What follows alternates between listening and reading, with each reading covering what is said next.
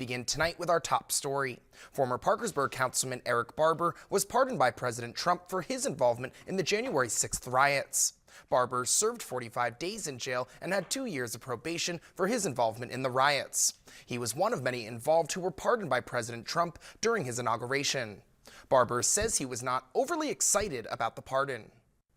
Fairly indifferent, based on the fact that this isn't going to change anything for me. This doesn't erase the experiences that my family had to endure by a weaponized Department of Justice. This does not erase my daughter's memory of being awakened by an FBI agent at gunpoint. The Associated Press reports President Trump vows to dismiss all of the cases of the 1,500-plus January 6th rioters.